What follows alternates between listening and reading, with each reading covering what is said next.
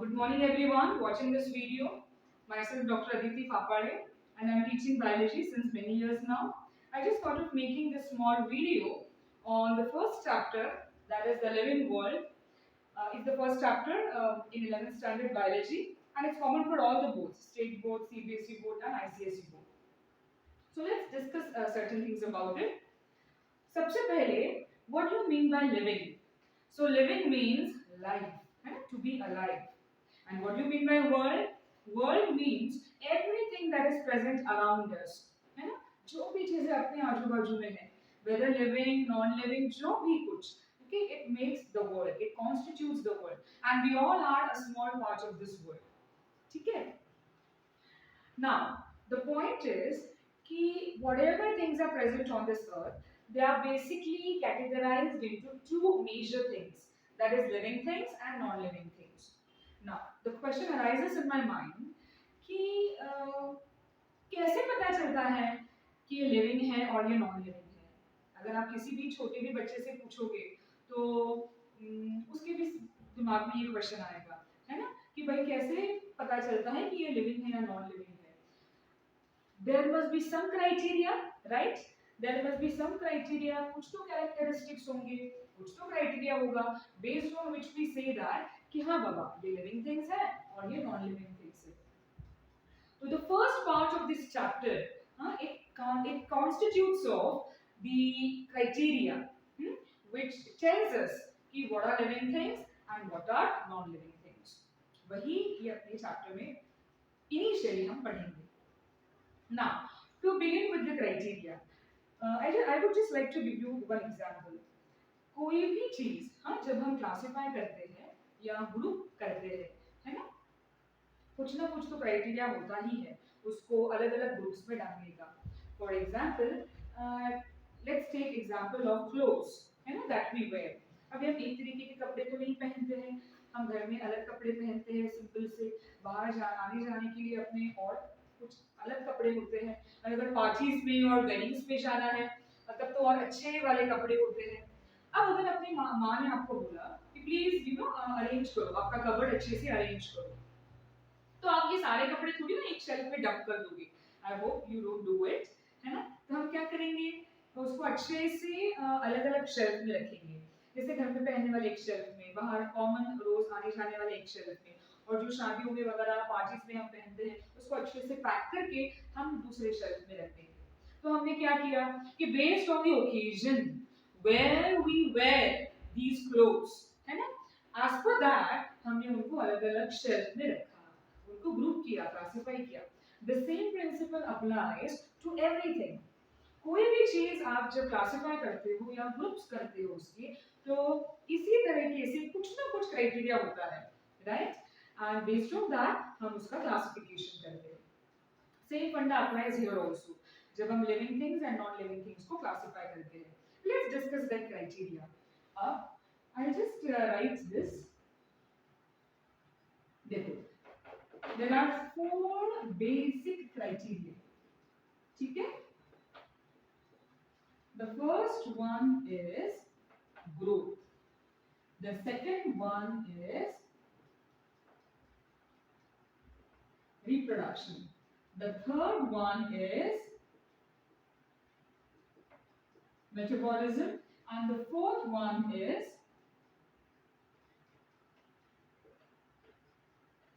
consciousness. So we'll discuss this criteria. Growth, इसको हम discuss करेंगे सबसे पहले. I just erase this so that I get some space. Just remember growth, reproduction, metabolism and consciousness. We discuss one by one.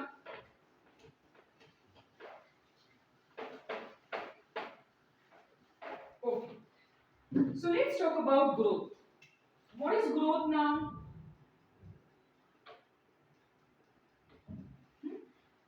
Simple terms में अगर मैंने किसी को भी पूछा कि ग्रोथ क्या है, तो ग्रोथ मतलब जब फिजिकल डेवलपमेंट होता है या मेंटल डेवलपमेंट होता है, आप बोलोगे तो we say that growth is happening in a living organism, है ना.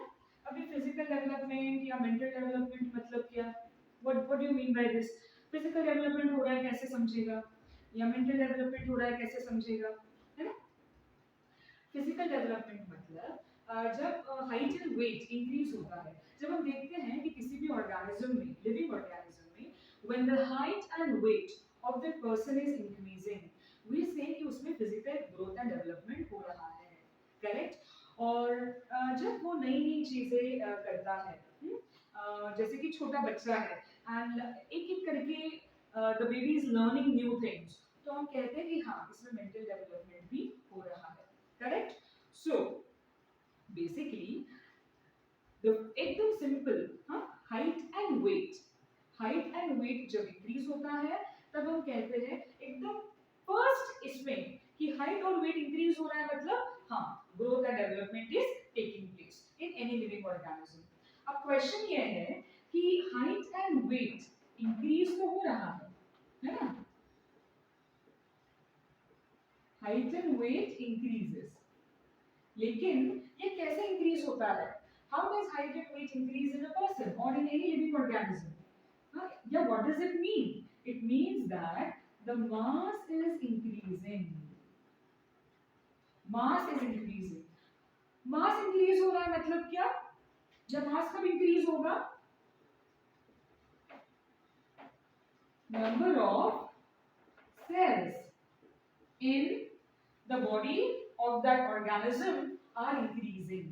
देखो सारे लिविंग ऑर्गेनिजम्स है ना, भले वो यूनिसेल्युलर ऑर्गेनिजम्स हो, मतलब सिंगल सेल ऑर्गेनिजम्स, या मल्टी सेल्युलर ऑर्गेनिजम्स हो जिनमें काफी सारे सेल्स होते हैं, तो उनकी शुरुआत सिंगल सेल से ही होती है। अब यूनिसेल्युलर में तो चलो एक ही सेल होता है, लेकिन कमिंग टू मल्टी सेल्युलर एक ही सेल होता है और एक सेल से फिर काफी सारे सेल्स बनते हैं और तब जाके ये higher level organisms have been form, correct.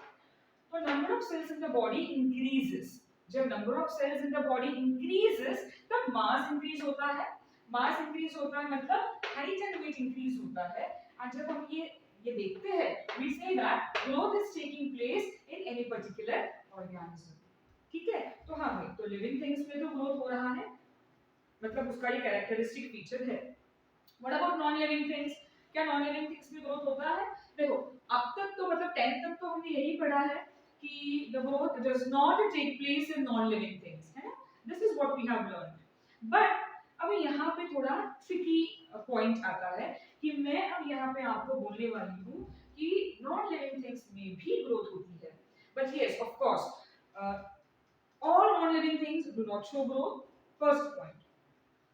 Only some non-living things they show growth. And third point, it is conditional. Well, what do you mean by that? Only under certain conditions the growth will take place in non-living things. ठीक है? अच्छा, मतलब कुछ-कुछ conditions में ही होगा, otherwise नहीं होगा. ठीक है? ये important points हैं जो आपको याद रखने हैं. So let's discuss some examples जिसमें I'll tell you कि growth non-living things में भी होती है. ठीक है?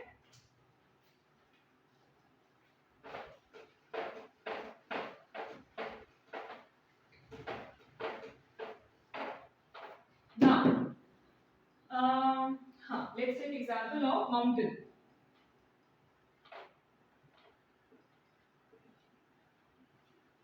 अब mountains के एक दिन में बने हैं या एक रात में बने हैं? No. Understand? Mountains have not been formed overnight. है ना? काफी साल लगे mountains बनने के लिए.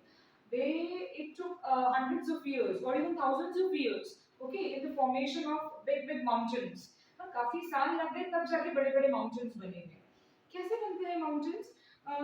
जब बहुत wind flow होता है ना? When the wind flows, it carries along with it so many things, dust particles, soil particles, etc.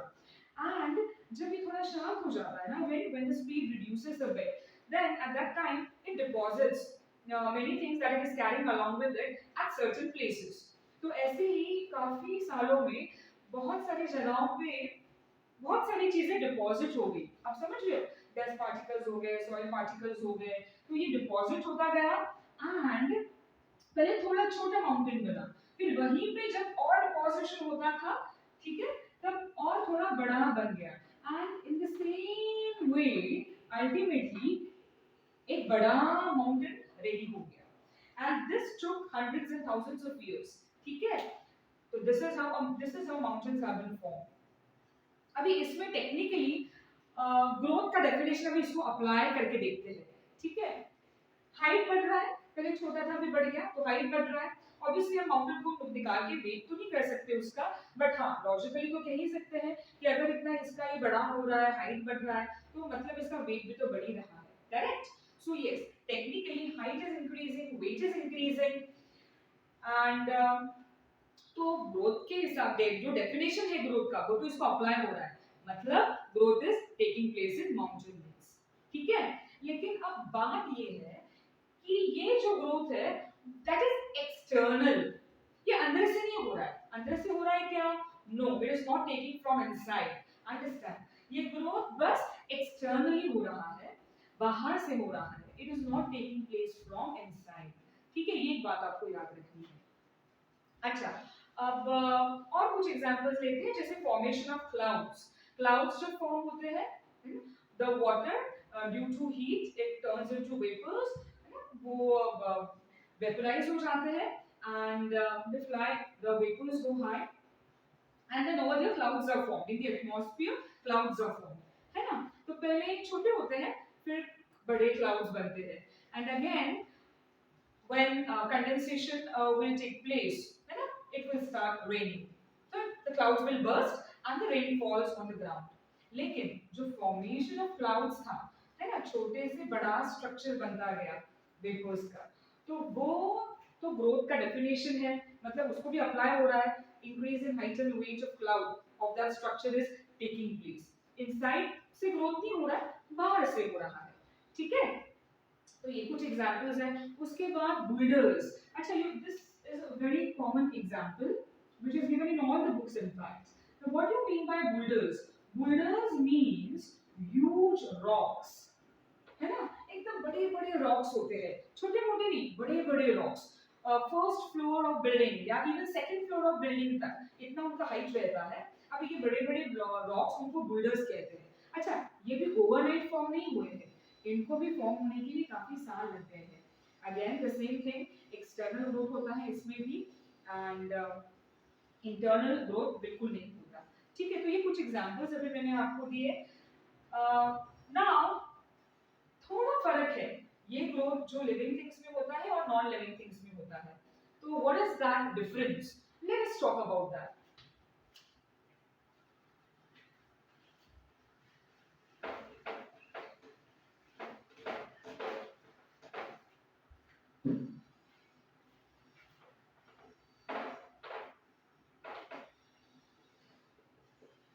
Growth which is seen in living things, ठीक है, and growth that is seen in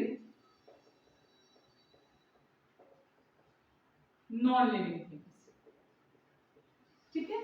सबसे पहला point,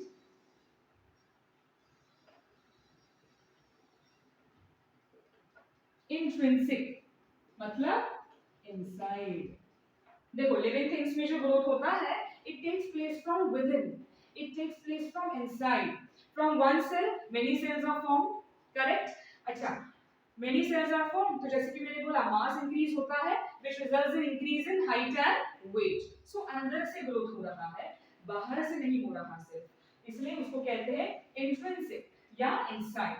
जबकि non living things में अभी हमने कुछ examples देखे, the growth was not from inside but only it was taking place extrinsic, मतलब from outside, इसको extrinsic कहते हैं। extrinsic मतलब outside, है ना, चाहे माउंटेन फॉर्मेशन हो या रॉक का फॉर्मेशन हो या क्लाउड फॉर्मेशन हो, बस externally the things were getting accumulated, है ना, the things are getting accumulated one by one externally and it results in growth। उसको एक्सटर्नल या एक्सट्रिंसिक या आउटसाइड ग्रोथ कहते हैं, ठीक है। दूसरा, दिस इज परमानेंट,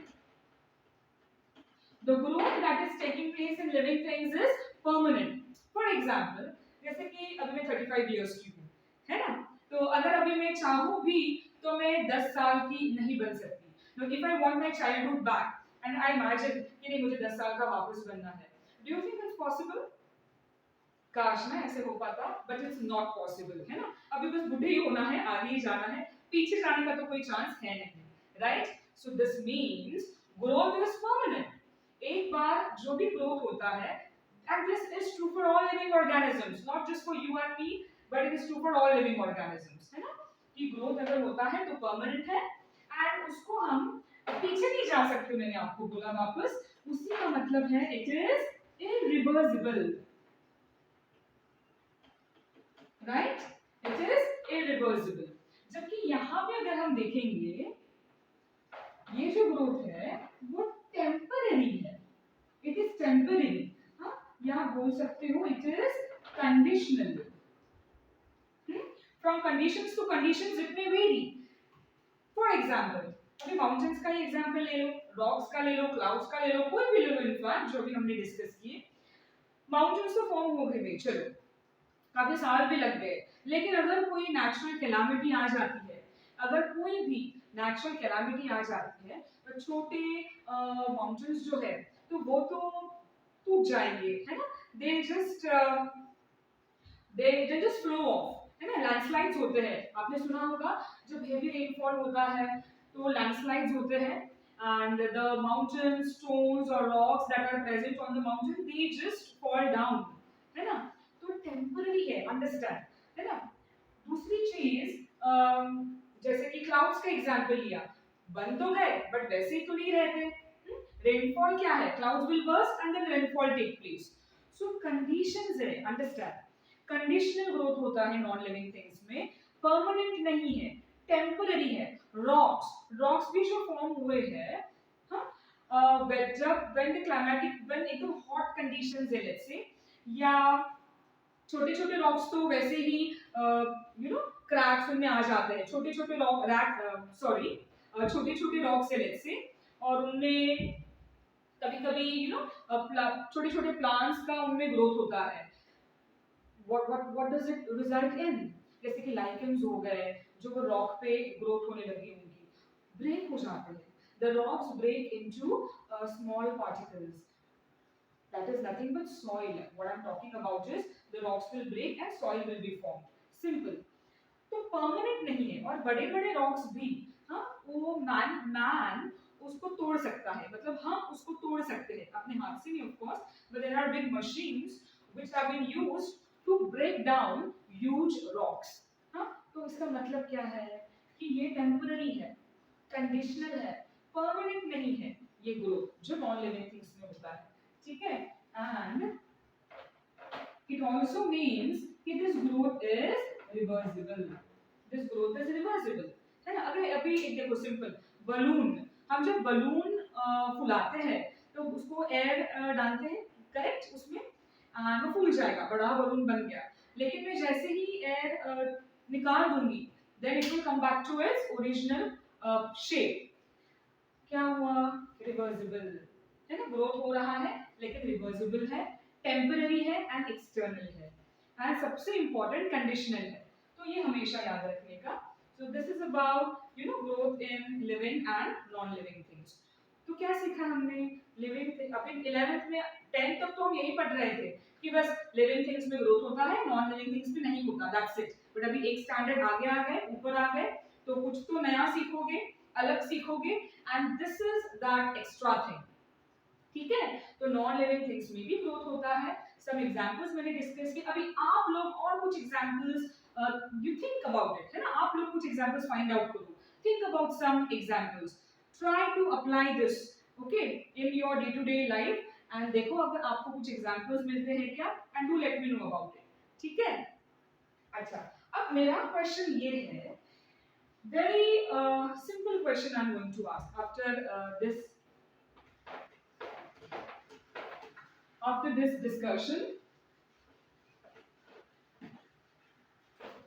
कि ये जो ग्रोथ है, हाँ, ये जो एक फैक्टर अभी हमने डिस्कस किया, growth, is this the inclusive property of living organisms? Question क्या है? growth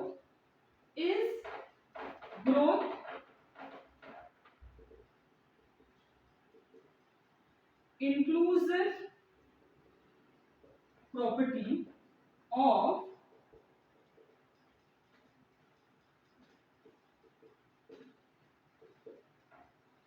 growth inclusive property of living organisms. अच्छा, इसका मतलब क्या है? इसका मतलब ये है कि अगर ग्रोथ हो रहा है तो ही वो लिविंग है, ठीक है, और अगर ग्रोथ नहीं हो रहा तो दैट मीन्स कि वो नॉन लिविंग थिंग है। आई बात समझ में? तो अगर ऐसा है तो हम कह सकते हैं कि growth is inclusive property of living organisms. But is this true? अभी हमने जस्ट कुछ एग्जांपल्स देखे, है ना, कि लिविंग थिंग्स में तो ग्रोथ होता है ऑफ कोर्स, लेकिन हमने अभी ऐसे भी कुछ एग्जांपल्स देखे कि नॉन लिविंग थिंग्स में भी ग्रोथ होता है, भले वो टेम्पररी हो, एक्सटर्नल हो एंड रिवर्सिबल हो, लेकिन as per the conditions non living things में भी तो ग्रोथ होता ही है। तो उसमें ग्रोथ हो रहा है, भले टेम्पररी क्यों ना हो, है ना। तो वो लिविंग तो नहीं हो गए, कुछ समय के लिए उनमें ग्रोथ हो रहा है, but does that mean कि those non-living things have got converted to living things? No. The answer is no. Understand? तो इसका मतलब ये है कि growth is not an inclusive property. Growth is not an inclusive property. मतलब ऐसा बिल्कुल नहीं है कि अगर ग्रोथ हो रहा है तो ही लिविंग है एंड ग्रोथ नहीं हो रहा तो नॉन लिविंग है, हम ये नहीं कह सकते, ठीक है। ओके, सो आई होप आपको आज का लेक्चर समझ में आ गया होगा and now I like to reveal now कि this is my first video. Okay, मैंने लास्ट ईयर एक छोटा सा वीडियो बनाया था but it was my introduction video. I am taking lectures since last 15 years, but ये मैंने फर्स्ट टाइम लाइफ में ये मेरा टीचिंग का वीडियो रिकॉर्ड किया है। अगर कुछ मिस्टेक्स हुए होंगे तो I am really sorry about it, but I hope you understood and you enjoyed the video. I would definitely come up with more videos now and आज हमने ग्रोथ डिस्कस किया, अभी बाकी के पैरामीटर्स डिस्कस करना बाकी है। So let's hope to meet in the next video. Have a good day. Stay safe all of you. Take care. Bye.